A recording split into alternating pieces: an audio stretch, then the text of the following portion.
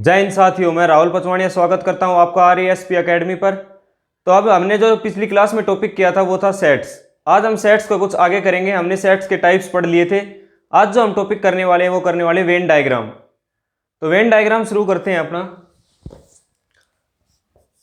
Venn diagram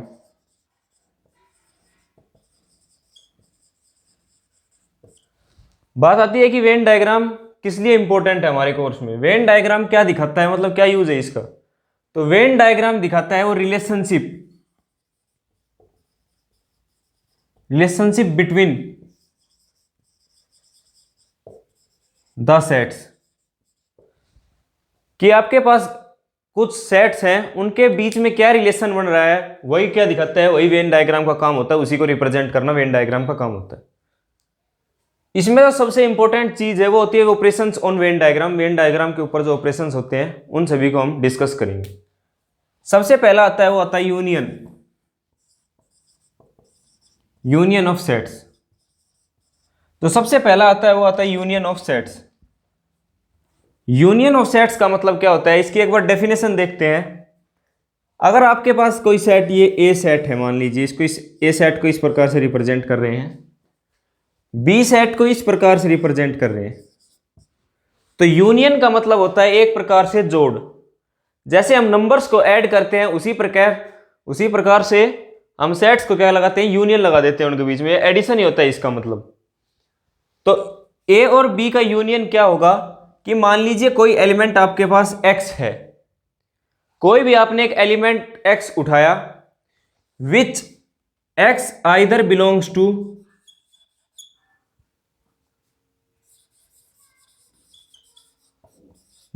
to A, या तो x belong कर रहा है A से और x बिलोंग्स टू B, या तो x A से, या तो x यहां से बिलोंग कर रहा है या x यहां से बिलोंग कर रहा है। तो इसका मतलब क्या हो जाएगा, this implies x belongs to A union B, कि कोई भी एलिमेंट है वो A यूनियन B में कब बिलोंग करेगा, जब या तो वो A से बिलोंग करे या B से बिलोंग करे या दोनों में बिलोंग करे। ये होता है यूनियन। जैसे हमारे पास कोई, जैसे सेट लिखते हैं हम, A इज इक्वल्स टू, जैसे आपके पास लिख लिया 1 2 3, और B को ही सेट लिख दिया 1 2 A B। ये दो सेट की रिप्रेजेंटेशन आपके पास टेबुलर फॉर्म में लिख दी गई है। अब आपसे पूछ लिया A यूनियन B निकालिए, क्या होगा। तो जो A यूनियन B होगा वो क्या होगा कि वो सभी एलिमेंट्स x कोई एलिमेंट उठाएंगे, x कौन सा एलिमेंट होगा, x वो एलिमेंट होगा जो या तो A में है या B में है, मतलब दोनों में से किसी एक में भी है। तो सबसे पहले हम एक एलिमेंट लेंगे 1 2 3, ये एलिमेंट्स तो इसके अंदर होने चाहिए। एंड और कौन से एलिमेंट्स होने चाहिए इसके अंदर, या तो वो x A से है या B से है। अब 1 और 2 इस सेट में आ लिए, तो इस सेट में हमने लिखने की कोई जरूरत नहीं है। जो बाकी एलिमेंट्स बच गए उनको हम उठा करके लिख देंगे, ये बनेगा A यूनियन B। तो A यूनियन B का मतलब क्या हो गया कि वो सभी elements x belongs to A union B कब कहेंगे हम, if x belongs to A और x बिलोंग्स टू B। यदि या तो x A से आ रहा है या x B से आ रहा है। यहां पर जो इंपॉर्टेंट है वो है और, कि दोनों में से किसी एक में अगर होगा, कोई भी एलिमेंट दो सेट में से अगर किसी एक में भी होगा तो वो इनके यूनियन में भी जरूर मिलेगा। तो ये डेफिनेशन थी यूनियन ऑफ सेट्स की। उसके बाद जो सेकंड ऑपरेशन है हमारा इसके ऊपर, इसको हटा दीजिए यहां से,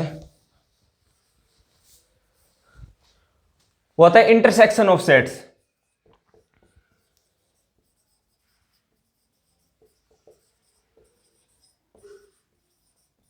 intersection of sets, intersection of sets की डेफिनेशन हम अगर हम लिखेंगे, जैसे ये कोई है सेट A और ये है B। इंटरसेक्शन का मतलब ये होता है कि इन दोनों सेट्स में क्या कॉमन है। अगर इनमें कुछ कॉमन है तो ये एक दूसरे के ऊपर ओवरलैप करेंगे। ओवरलैप का मतलब इसमें जो कुछ एलिमेंट्स हैं वो एलिमेंट्स मान लीजिए B में यहां पर भी हैं, तभी तो इन दोनों में कुछ एरिया कॉमन आएगा, और वो एरिया कॉमन ही होगा ये। इसको बोलेंगे हम A intersection B। A union B को हमने क्या बोला था, A है, मान लीजिए ये B है, ये A है, ये B है, और ये इन दोनों का कॉमन है। तो A यूनियन बी क्या होगा, ए यूनियन बी होगा कि इन दोनों का एरिया मिला करके ये इतना बड़ा रीजन आ जाएगा। ये क्या होगा, ये सारा रीजन आ जाएगा ए यूनियन बी का। लेकिन ए इंटरसेक्शन बी का कौन सा रीजन होगा, जो इन दोनों के अंदर कॉमन है वो होगा ए इंटरसेक्शन बी का। जैसे मान लीजिए मैं कोई लिखता हूं कि x belongs to A intersection B, मैंने ये लाइन लिखी कि x है वो ए इंटरसेक्शन बी से क्या कर रहा है, बिलोंग कर रहा है। इसका मतलब क्या होना चाहिए, दिस इंप्लाइज, यह दर्शाता है कि x belongs to A, x belongs to A and x belongs to, x ए में भी है एंड और x बी में भी होना चाहिए। तो ए इंटरसेक्शन बी का मतलब क्या होता है कि जो एलिमेंट आप उठा रहे हो वो ए सेट में भी होना चाहिए और बी सेट में भी होना चाहिए, तो उसके इंटरसेक्शन में भी होगा। मतलब वो कॉमन पॉइंट होना चाहिए, कॉमन एलिमेंट होना चाहिए दोनों सेट्स का, तभी वो किससे बिलोंग कर पाएगा, इंटरसेक्शन से। उसके बाद थर्ड प्रॉपर्टी आती है कॉम्प्लीमेंट ऑफ ए सेट।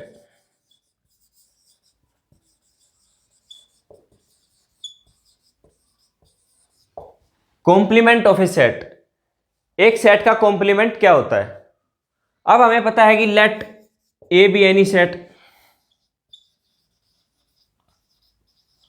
मान लेते हैं ए कोई भी सेट है आपके पास, तो ए कॉम्प्लीमेंट को डिनोट करेंगे किससे, ए के ऊपर सी लिख देंगे, ए कॉम्प्लीमेंट। ये कौन सा होगा, ये होगा वो सारा सेट u माइनस ए। जैसे ये आपके पास क्या है, यूनिवर्सल सेट। यूनिवर्सल सेट क्या होता है, जो लार्जेस्ट सेट हो सकता है पॉसिबल, यूनिवर्सल सेट है ये, और यहां पर ए सेट है। तो ए कॉम्प्लीमेंट का मतलब क्या होगा, वो सभी एलिमेंट्स छोड़ दीजिए जो ए में है। तो कौन सा रीजन बच गया, ये बच गया u माइनस ए वाला, तो इसको मैंने ऐसे लिख दिया। अगर मैं x belongs to A complement लिख रहा हूं कि x ए कॉम्प्लीमेंट से बिलोंग कर रहा है, दिस इंप्लाइज, इसका क्या मतलब हमें पता चलता है कि x does not belongs to A, x does not belongs to A. अगर x ए कॉम्प्लीमेंट से बिलोंग कर रहा है तो x ए से बिलोंग नहीं कर रहा। ये था कॉम्प्लीमेंट ऑफ ए सेट। इसके बाद हमारी नेक्स्ट डेफिनेशन पर चलते हैं, नेक्स्ट प्रॉपर्टी पर, ऑपरेशन पर।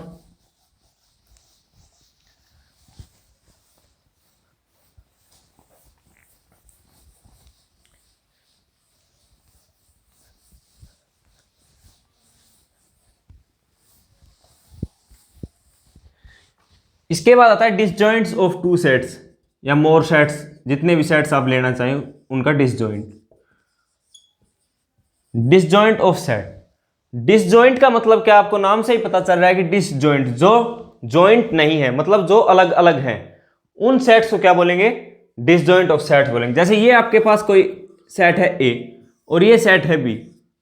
अब इन दोनों सेट्स में कोई भी एलिमेंट कॉमन नहीं है, क्या है, इन दोनों सेट्स में कोई भी एलिमेंट कॉमन नहीं है, तो इन सेट्स को क्या बोलेंगे, डिसजॉइंट सेट्स बोलेंगे। जैसे x बिलोंग्स टू ए है, अगर this implies x doesn't belongs to b। अगर x a में है और x b में नहीं है तो a and b are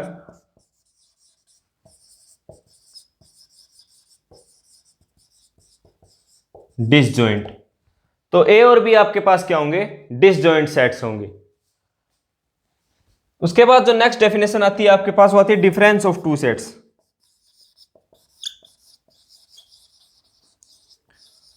difference of two sets,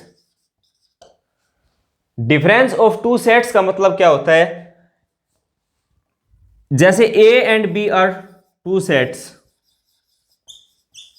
आपके पास कोई भी दो सेट हैं a और b, तो a माइनस बी को मैं कैसे रिप्रेजेंट करूंगा, a minus B is such that, इस सेट को कैसे रिप्रेजेंट करेंगे कि कोई भी हर वो एलिमेंट x उठाएंगे जो a से तो बिलोंग कर रहा है, लेकिन माइनस क्या कर रखा है, b, मतलब b को घटा दो, उसमें से b के जितने भी एलिमेंट हैं सभी को नेग्लेक्ट कर दो। x belongs to a but x doesn't belongs to b, but लिख दीजिए यहां पर, एंड लिख दीजिए कि x है वो a में तो होना चाहिए लेकिन b में नहीं होना चाहिए। ऐसे ही b माइनस a कैसे लिखेंगे, all elements x such that x belongs to b and x doesn't belongs to a। ये आता है डिफरेंस ऑफ टू सेट्स। कैसे? ए माइनस बी का मतलब है कि ए के सभी एलिमेंट, ए के वो सारे एलिमेंट्स जो बी में नहीं है वो किसके एलिमेंट्स होंगे? ए माइनस बी के। उसके बाद जो नेक्स्ट ऑपरेशन है हमारा वो होता है सिमेट्रिक डिफरेंस।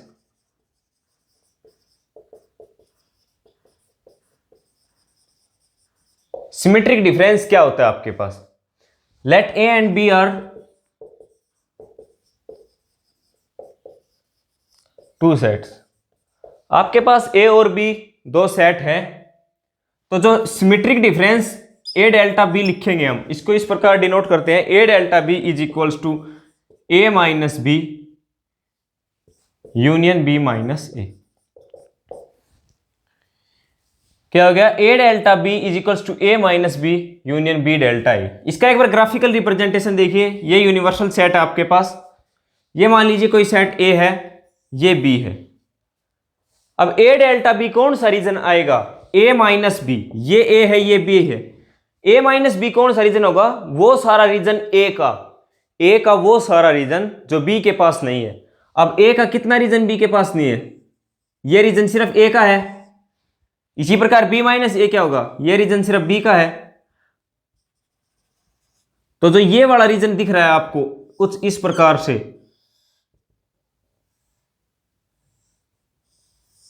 इस प्रकार से, मतलब कि ये वाला रीजन को एक्सक्लूड करके जो ये रीजन बच गया, ये वाला और ये वाला, ये क्या होगा? ए डेल्टा बी होगा।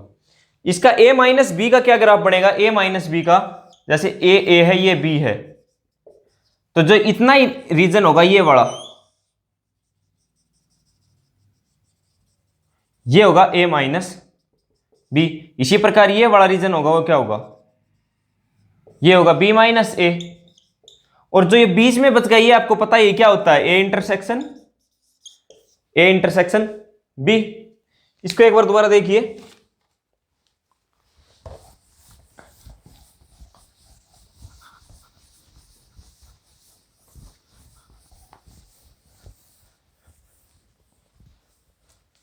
कि ये कोई आपके पास वेन डायग्राम है, जैसे ये ए है और ये है बी, ये ए है और ये बी है। तो ये वाला क्या होगा? जो इतना है इस लाइन से इधर वाला ए माइनस बी, और इस लाइन से इधर वाला ये क्या है? बी माइनस ए। और जो ये कॉमन है इसको किससे डिनोट करते हैं? Intersection B. और एक कंप्लीट जो रीजन आपके पास बन रहा है, क्या बन रहा है? A union B. भाई दोनों में अगर मिला दे तो ए यूनियन बी ही बनेगा। ए यूनियन बी किसके बराबर होगा? ए माइनस बी, ये वाला रीजन प्लस, प्लस नहीं लगाते सेट्स में, क्या लगाते हैं? यूनियन, ये वाला region B minus A union A intersection B वाला रीजन। तो ये आपके पास एक फॉर्मूला बन गया यहां से, और ये प्रॉपर्टी बन गई इसकी। तो इस प्रॉपर्टी को देखिए एक बार।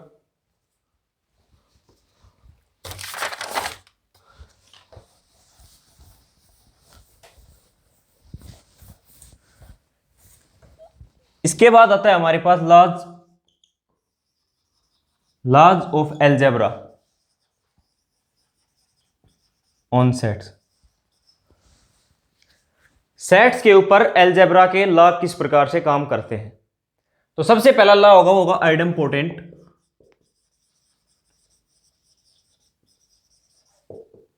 आइडम्पोटेंट लॉ।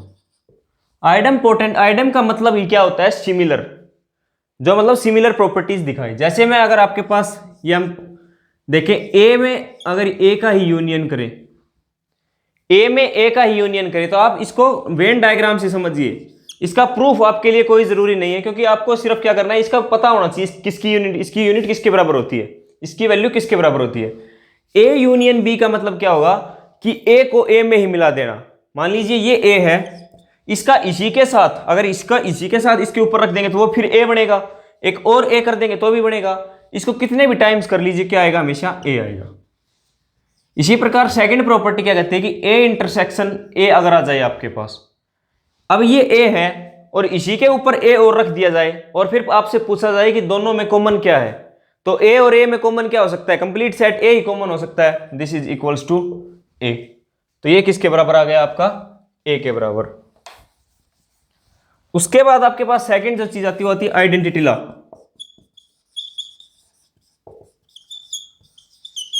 Identity law.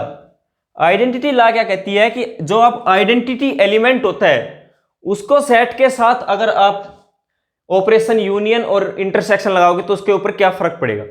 अब जैसे मैं A union phi, identity phi होती है हर सेट की, ए यूनियन फाई क्या होगा, ये किसके बराबर होगा। अब देखिए यहां पर ये कोई सेट है ए, और फाई क्या होता है, फाई हर सेट का सबसेट होता है, मतलब फाई इसके अंदर ही कंटेन करेगा, कहीं ना कहीं ए के अंदर ही कंटेन करेगा। तो ए और फाई का मतलब क्या हुआ कि वो एलिमेंट ए में भी होना चाहिए और वो एलिमेंट फाई में भी होना चाहिए।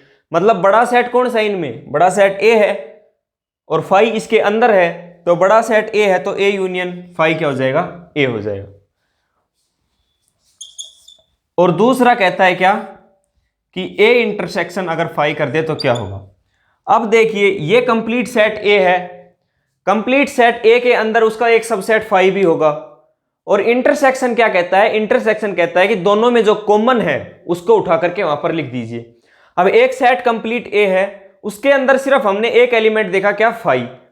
फाई और ए में अब क्या कॉमन होगा वो आपको बता देना है। सीधा पता चल रहा है कि फाई और ए में क्या कॉमन है, फाई कॉमन है, क्योंकि जो छोटे वाला होगा वही कॉमन होगा। तो यहां पर क्या आ जाएगा, फाई आपका आंसर आ जाएगा ए इंटरसेक्शन पी का। उसके बाद जो थर्ड लॉ आता है आपका वो आता है कोमोटेटिव लॉ।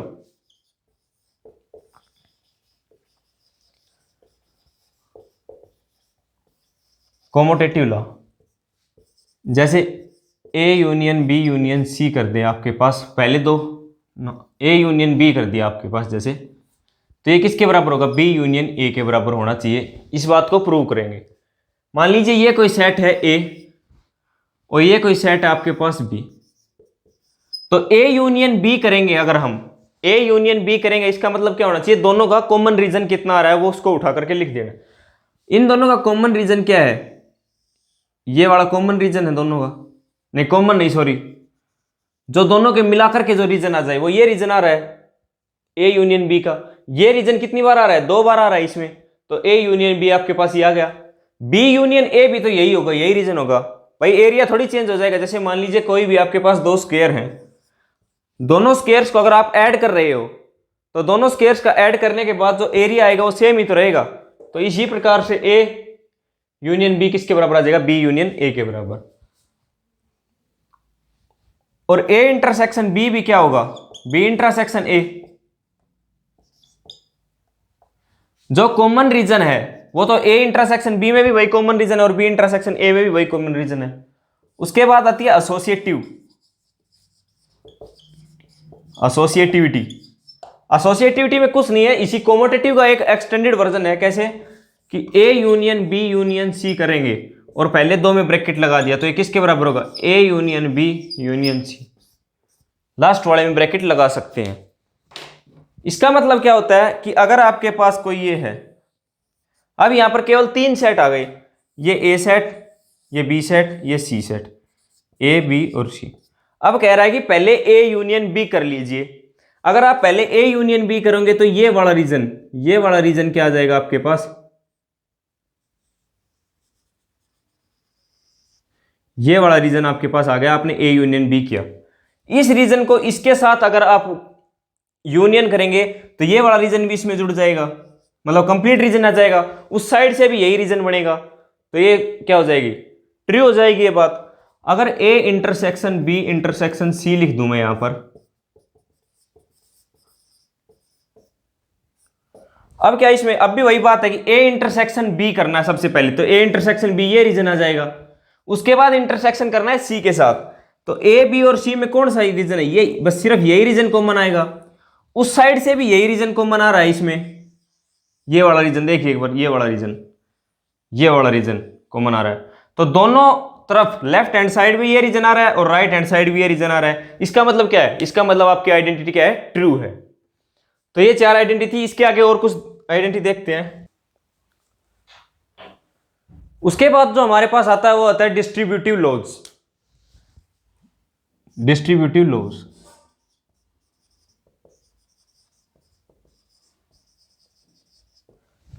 लॉज क्या कहते हैं हमारे पास, कि अगर डिस्ट्रीब्यूशन का मतलब क्या होता है, बांटना, मतलब एक ऑपरेशन को दूसरे के ऊपर बांटना ही क्या कहलाता है, डिस्ट्रीब्यूटिव लॉज कहलाता है आपके पास।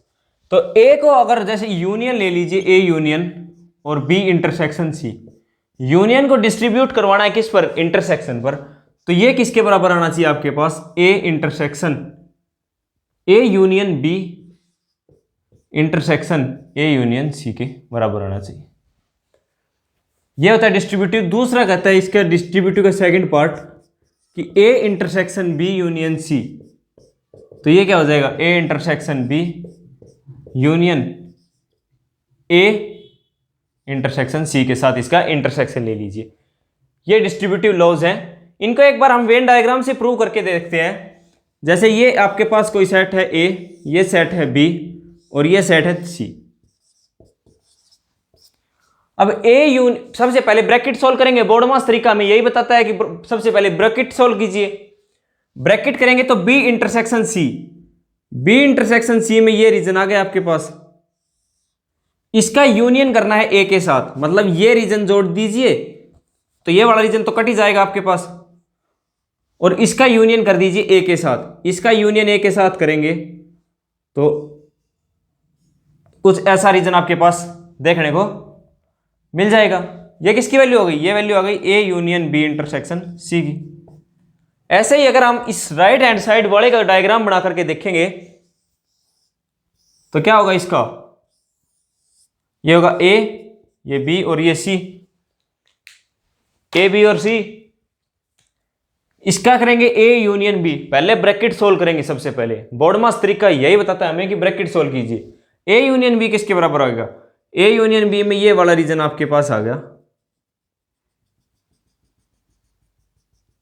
ये वाला रीजन दिख रहा होगा आपको, ये वाला रीजन आ गया, नीचे वाला क्या हो गया, हट गया। इंटरसेक्शन करना है इस रीजन का, और ए इंटरसेक्शन सी किसके बराबर है, ये ए है, यूनियन ए यूनियन सी। अब इस वाले रीजन को हटाना है, मतलब इस वाले रीजन को भी हटा देना है और इस वाले रीजन को भी हटा देना है। इंटरसेक्शन का मतलब तो यही होगा कि दोनों में कॉमन हटा दीजिए। भीतर वाली लाइनें कुछ मायने नहीं रखती, तो ये सेम देख लीजिए, आपको सेम डायग्राम दिख रहा होगा दोनों के अंदर, सेम डायग्राम है। इसका मतलब क्या होगा, आइडेंटिटी आपकी क्या होगी, ट्रू हो गई। सेम इसी प्रकार से ये वाली आइडेंटिटी भी क्या होगी, ट्रू होगी। इस आइडेंटिटी को आप एक बार करके देखिए, बिल्कुल ऐसा ही रिजल्ट आपको आएगा और आपको इजीली इसको सोल्व कर पाएंगे। उसके बाद आता है डी मॉर्गन्स लॉ।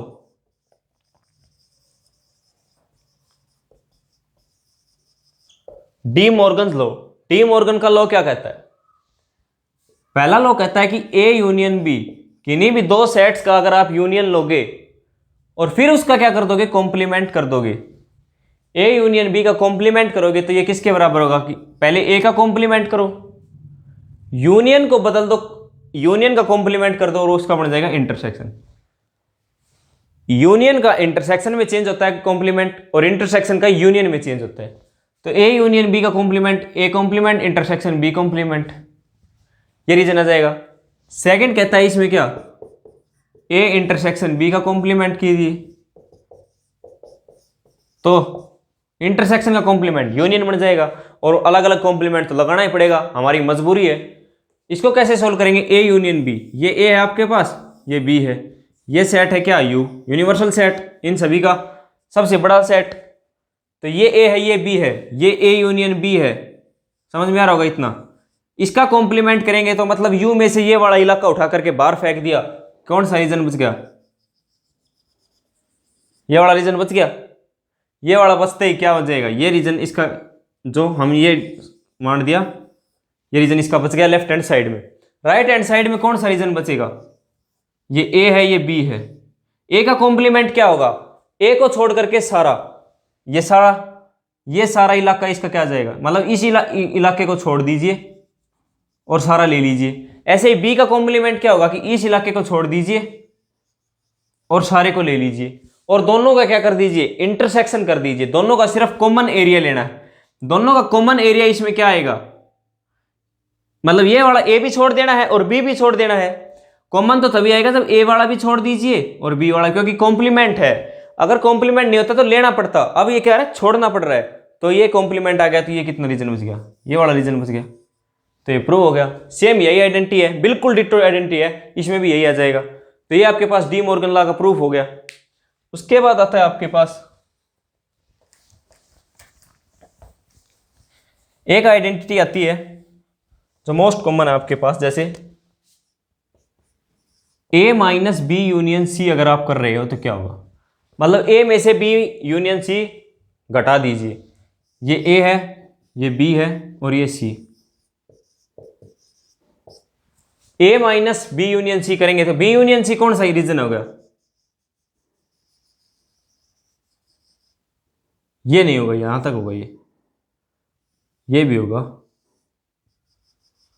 ये वाला रीजन जो स्पेरिकल लाइन दिख रही है वो वाला रीजन होगा आपके पास, ये वाला। ए में से ये सारा वाला रीजन घटा देंगे तो ये तो अपने आप हट जाएगा क्योंकि ये तो ए में है ही नहीं, ये भी ए में नहीं है। अब ए में से भी ये वाला रीजन भी घट जाएगा तो कुछ इस प्रकार से ए बन जाएगा, ये ऐसे। तो ये किसके बराबर होगा, ये होगा आपके पास ए माइनस बी। नेगेटिव में, अगर नेगेटिव में है तो नेगेटिव का मतलब कॉम्प्लीमेंट की तरह यूज होगा और ये यूनियन बन जाएगा इंटरसेक्शन में ए माइनस सी। तो अब राइट हैंड साइड देखिए, ए बी और सी, ए माइनस बी लेना है। ए माइनस बी कितना, मतलब ए वाला रीजन, ये वाला रीजन, और सी ये वाला रीजन आ गया ए माइनस बी में। देखिए कौन सा, ये वाला रीजन, सिर्फ ए वाला, और इसमें ए माइनस सी में सिर्फ ए वाला और सी वाला छोड़ देना है। तो अब भी सी वाला छोड़ देगा तो ये रीजन सी अपने आप खा गया, ये बी अपना वापस ले गया। सेम डायग्राम देखिए आपके पास, दोनों डायग्राम क्या हो गए, सेम हो गए, सेम हो गए। तो इसका मतलब आइडेंटिटी क्या है आपके पास, ट्रू आइडेंटिटी है। इसका सेकंड पार्ट क्या होगा, अब यहां पर यूनियन है उसकी जगह इंटरसेक्शन कर देंगे अगर हम, तो यह आ जाएगा ए माइनस बी इंटरसेक्शन का union A minus C. Same identity है, इसी प्रकार से सोल्व हो जाएगी। बिल्कुल डिट्टो करने के बाद ये क्या आ जाएगा, प्रूफ हो जाएगा आपके पास। तो बहुत ही आसान जो ये लॉज हैं इनके दिए गए हैं, इनको एक बार अगर देखते ही रिवाइज हो जाएंगे। एक दो क्वेश्चन अगर आप इन पे कर लोगे तो आप इनमें हो जाएंगे स्ट्रेट फॉरवर्ड, बहुत ही जल्दी क्वेश्चन सोल्व करेंगे आप इनमें। उसके बाद एक आइडेंटिटी और आपके पास, बिल्कुल बेसिक आइडेंटिटी हो तो कोई भी देखते ही लगा देगा, कि अगर कोई सेट आपके पास, जैसे ये यूनिवर्सल सेट है और ये कोई सेट है ए, मैं कह दूं कि ए यूनियन ए कॉम्प्लीमेंट क्या होगा, तो ये ए है, ए को छोड़ करके जितना भी बच गया वो क्या होता है, ए कॉम्प्लीमेंट। तो ये बाकी रीजन ए कॉम्प्लीमेंट, इन दोनों का यूनियन करेंगे, दोनों इलाकों को जोड़ देंगे तो क्या बनेगा आपके पास, ये कंप्लीट डब्बा बन जाएगा जो कि यूनिवर्सल सेट है। लेकिन अगर ए इंटरसेक्शन ए कॉम्प्लीमेंट अगर आप कर दोगे तो इसमें क्या बनेगा, अब हमें पता है कि ये ए और ए कॉम्प्लीमेंट क्या है, डिसजॉइंट सेट्स हैं, कुछ भी इनके अंदर कॉमन नहीं है, कुछ भी कॉमन नहीं है, तो A intersection A complement phi के बराबर आपका हो जाएगा। कुछ प्रूव करने की जरूरत नहीं पड़ी, देखते ही पता है आइडेंटिटी चल रही है। इसके बाद आपके पास जो टॉपिक आता है आपका वेन डायग्राम में, वो है क्या क्या है वो है रिजल्ट्स, इंपॉर्टेंट रिजल्ट्स।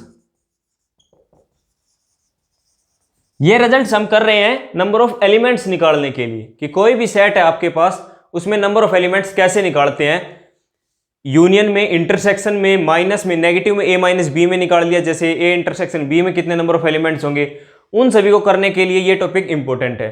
इस टॉपिक के ऊपर से एनडीए, सीडीएस और सीएपीएफ का जो पेपर होता है डायरेक्ट क्वेश्चन इनमें से पूछते हैं, और अग्निवीर वाली भर्ती में भी एक दो क्वेश्चन बिल्कुल छोटा इसके ऊपर से जरूर देखने को मिलेगा आपको। तो पहला रिजल्ट जो हमारे पास होता है वो जैसे हम लिखते हैं नंबर ऑफ एलिमेंट्स। एन का मतलब क्या होता है, नंबर ऑफ एलिमेंट्स, मतलब कार्डिनलिटी। तो N A union B, A union B की कार्डिनलिटी क्या होगी, ये ए है ये बी है, तो ए यूनियन बी की कार्डिनलिटी क्या होगी, कि पहले मैं सबसे पहले क्या करूंगा, ए के एलिमेंट्स जोड़ दूंगा, number of elements of A, plus क्या करूंगा, number of elements of B, B के एलिमेंट्स जोड़ दूंगा। ए के एलिमेंट जोड़ दिए, बी के एलिमेंट जोड़ दिए। अब मैंने फिर जाकर के वेन डायग्राम पे देखा तो इसने बताया कि भाई ये जो एलिमेंट है आपके पास, ये आपने ए में भी जोड़ दिए और बी में भी जोड़ दिए, मतलब एक चीज को दो बार जोड़ दिया। जरूरत थी हमें एक बार, लेकिन जोड़ दिया दो बार, तो हमने क्या कर दिया, फॉर्मूला गड़बड़ कर दिया। हमारे पास जो रिजल्ट आ रहा है, नंबर ऑफ एलिमेंट्स आ रहा है, वो एक्सीड कर गए जितने नंबर ऑफ एलिमेंट्स थे उससे। तो उसको बैलेंस करने के लिए हमने क्या किया, उसको बैलेंस करने के लिए अगर हमने ये 2 बार जोड़ा तो हमने ये 1 बार घटा दिया। और ये रीजन क्या है, ये दोनों का कॉमन है, कॉमन है तो ये ए इंटरसेक्शन बी रीजन है, minus N A intersection B. ये आपके पास क्या आ जाएगा, इसका फॉर्मूला आ जाएगा।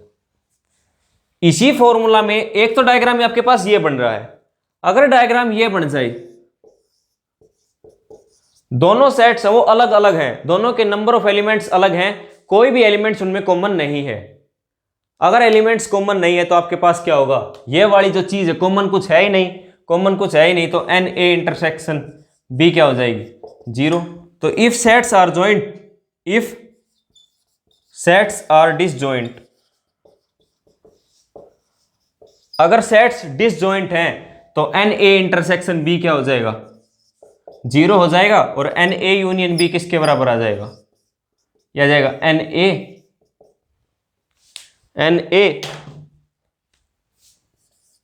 ए प्लस एन बी। ये आपके पास रिजल्ट आ गया, बिल्कुल इजी रिजल्ट है। उसके बाद जो सेकंड आपके पास रिजल्ट आता है,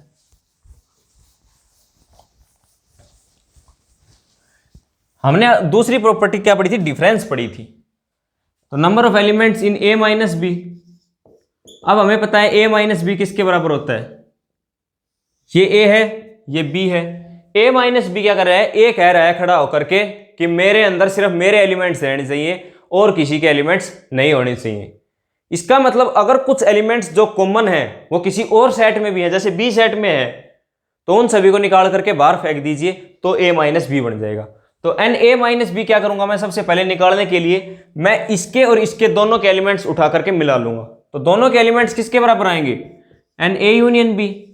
अगर मैं दोनों का यूनियन ले लूंगा तो ये सारे एलिमेंट्स आ जाएंगे आपके पास। उस यूनियन में से अगर मैंने केवल बी के एलिमेंट्स हटा दिए तो बी के एलिमेंट्स ये तो थे ही थे और ये वाले भी बी के कॉमन एलिमेंट्स थे, तो यही तो बचता है अपने पास ए माइनस बी। तो इसमें से क्या कर दूंगा, एन बी सबट्रैक्ट कर दूंगा। तो ये आपके पास number of elements of A minus B आ जाएगा। सेम अगर बी माइनस ए निकालना है तो N A union B minus N A कर दीजिए, यहां पर बस इतना फर्क है इस फॉर्मूला के अंदर। ये भी एक फॉर्मूला आपके पास हो जाएगा। उसके बाद आता है आपके पास, ये तो था 2 सेट्स की बात। इसके बाद अगर आपको 3 सेट दे दे कोई तो क्या एग्जामिनर देगा या मैं दूंगा, और तो कौन देगा। ये सेट ए है, ये बी है और ये सी है। 3 सेट आपको दे दिए गए हैं यहां पर। 3 सेट्स में आपको निकालने हैं number of elements in A union B union C. तीनों के एलिमेंट्स जोड़ करके बताओ कितने आएंगे आपके पास। अलग अलग नंबर ऑफ एलिमेंट्स आपको एन ए दे दिया मिलेगा, बी दिया मिलेगा, सी दिया मिलेगा। इनका इंटरसेक्शन और इनका इंटरसेक्शन दिया मिलेगा। तो आपने सबसे पहले क्या किया, A union B union C में टोटल नंबर ऑफ एलिमेंट्स आपने निकालने हैं। तो सबसे पहले आपने क्या कि एन ए के एलिमेंट्स लिख दिए यहां पर। ये जो एलिमेंट्स आए थे सारे लिख दीजिए, लिख दिए, कोई दिक्कत नहीं है। इसमें कौन कौन से एलिमेंट आ गए, इसमें आ गए ए इंटरसेक्शन बी वाले एलिमेंट आ गए, बी ए इंटरसेक्शन सी वाले एलिमेंट आ गए इसके अंदर। फिर आपने क्या एन बी कर दिया यहां पर, एन ए एन बी। अब 2 वालों में हमने पढ़ा था कि अगर ए और बी जोड़ रहे हैं तो एन ए इंटरसेक्शन बी क्या बन रहा था, 2 बार बन रहा था, तो 1 बार हमें घटाना पड़ रहा है। तो हमने क्या किया, 1 बार ये कंप्लीट घटा दिया, 1 बार बच गए। उसके बाद हमने कर दिया एनसी।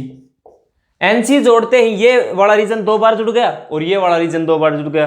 तो इस रीजन को भी 1 बार क्या करेंगे, घटा देंगे, A intersection C minus N B intersection C, इनको घटा दिया। अब फिर हमने जाकर के वेन डायग्राम से पूछा कि भाई क्या तेरा जो वैल्यूज है वो सेटिस्फाई हो रही है। इसने बताया कि हमारे पास जो ये वाला रीजन है ये हमने ए इंटरसेक्शन बी में भी घटा दिया, बी इंटरसेक्शन सी में भी घटा दिया और सी इंटरसेक्शन या ए इंटरसेक्शन सी में भी घटा दिया। तीनों में हमने 3 बार घटा दिया, लेकिन हमें घटाना था केवल 2 बार। 1 बार हमने ज्यादा बार घटा दिया, तो हम क्या करेंगे, इस वाले रीजन को, ये जो आपके पास रीजन है इसको जोड़ देंगे 1 बार, क्योंकि हमें घटाना था 2 बार, घटा दिया 3 बार, तो 1 बार इसको क्या करेंगे, जोड़ देंगे, प्लस का साइन लग जाएगा। अब बात आती है कि ये रीजन है कौन सा। ये रीजन अगर आप गौर से देखोगे तो ये ए में भी है, ये देखिए ए के अंदर आ रहा है, ये इधर सी में आ रहा है, इधर बी में आ रहा है, ये देखिए, तो तीनों में क्या आ रहा है, कॉमन एरिया आ रहा है, कॉमन आ रहा है, तो A intersection B intersection C. ये फॉर्मूला आपके पास इसका बन गया। तो ये इंपॉर्टेंट रिजल्ट्स थे कुछ। इसके बाद एक डी मॉर्गन्स फॉर्मूला और देख लीजिए आप, जो इंपॉर्टेंट है, और बाकी तो आप ड्राइव कर सकते हैं खुद भी एग्जाम में। जैसे एन आपके पास आपने पढ़ा था, ए यूनियन बी का कॉम्प्लीमेंट क्या होता है, ए इंटरसेक्शन बी। अगर मैं लिख दूं एन ए यूनियन बी का कॉम्प्लीमेंट, इसका मतलब मैं क्या लिख सकता हूं, एन यू, भाई ए यूनियन बी, ये ए यूनियन, ये ए है, ये बी है, ए यूनियन बी क्या बच गया, ये बच गया ए यूनियन बी। इसका कॉम्प्लीमेंट लेना है, इसका कॉम्प्लीमेंट लिखोगे तो मैं इसको u minus A union B लिख सकता हूं इस इलाके को। भाई u में से ये वाला हटा दूं तो क्या बचेगा, ए यूनियन बी का कॉम्प्लीमेंट ही बचेगा। तो इसको n A minus N A union B में क्या कर सकता हूं, लिख सकता हूं। ऐसे ही अगर एन ए इंटरसेक्शन बी का कॉम्प्लीमेंट लिखूं तो n U minus N A intersection B. ये दो रिजल्ट थे आपके पास। तो यहां पर जो आपकी थ्योरी होती है वो होती है कंप्लीट। इसके ये बहुत ही इंपॉर्टेंट रिजल्ट्स हैं आपके एनडीए सीडीएस में, इस प्रकार से क्वेश्चन जरूर देखने को मिलेगा इस टॉपिक के ऊपर। मेन जो पोर्शन है इस चैप्टर का वो यही है। इसके ऊपर हम क्वेश्चंस कराएंगे नेक्स्ट वीडियो में, तब तक आप इनको रिवाइज कीजिए। और अगर हमारा वीडियो अच्छी लग रही है आपको तो चैनल को सब्सक्राइब और लाइक जरूर कीजिए। Okay, thank you. तब तक के लिए best of luck for your exams. Thank you.